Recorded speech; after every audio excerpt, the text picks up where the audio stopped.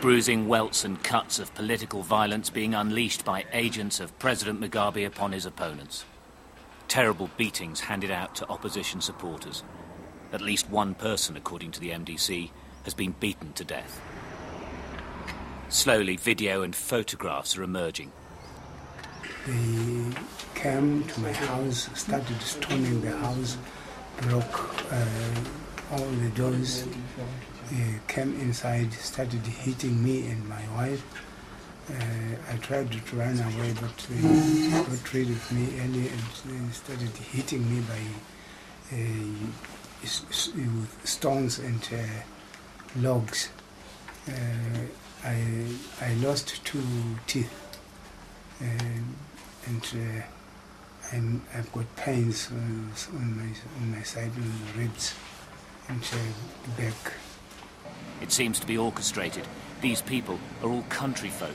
They're opposition workers, identified as leaders by ZANU-PF supporters and attacked.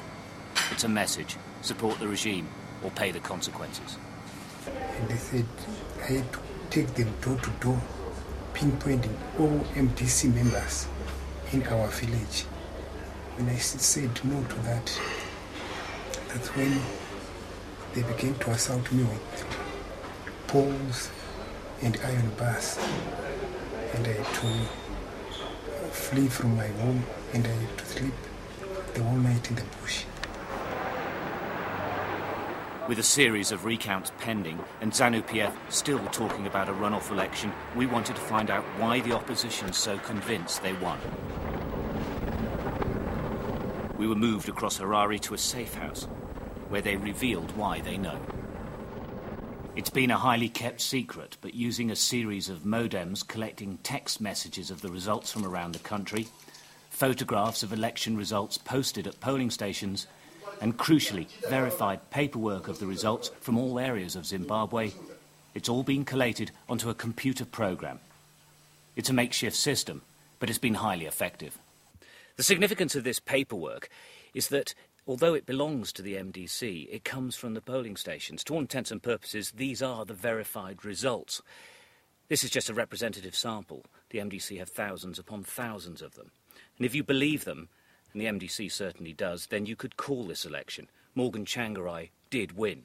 The question is, did he get over 50%? Well, the MDC insists that these results show that he did. Now, these are our own forms, with what we call the critical report form, which is a summary of what happened at the polling station. The MDC leadership are now convinced that the government's embarking on a new phase of election corruption, with the world, and more importantly African leaders, watching on and doing nothing. We have a situation where winning an election is one thing, gaining power is another. And this is what we're finding. There's no doubt, when you talk to ZANU-PF people, they all admit that MDC won the election, but we're not going to let you govern. So we're faced with a situation where the will of the people must be seen to prevail. And that's the phase that we're in now.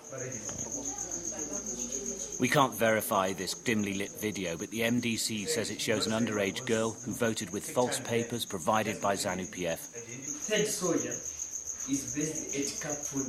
And a statement by a soldier claiming that senior officers infiltrated polling stations to intimidate and coerce, again for ZANU-PF. The opposition believes that Robert Mugabe's people did try to rig this election and have been surprised that they failed to achieve it. They'll not fail a second time if recounts are held. But where does this leave the country? Stuck, basically. In Zimbabwe, it seems that winning a democratic election is actually possible. But taking power from Robert Mugabe and his people may be impossible.